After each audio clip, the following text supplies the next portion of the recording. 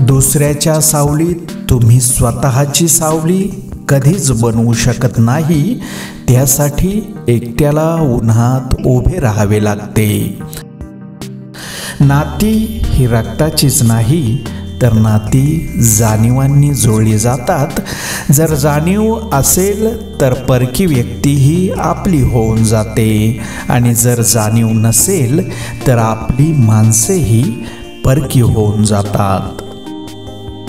वागणूक हा एक असा आरसा आहे की ज्यात प्रत्येकजण स्वतःची प्रतिमा इतरांना दर्शवत असतो. समजावण्यापेक्षा समजून घेण्यामध्ये खरी परीक्षा असते. कारण समजवण्यासाठी अनुभवाचा कस लागतो तर समजून घेण्यासाठी मनाचा मोठेपणा लागतो. कोणालाही न दुखावता जगणे याच्या इतके सुंदर कर्म या जगात दुसरं कोणतंच नाही.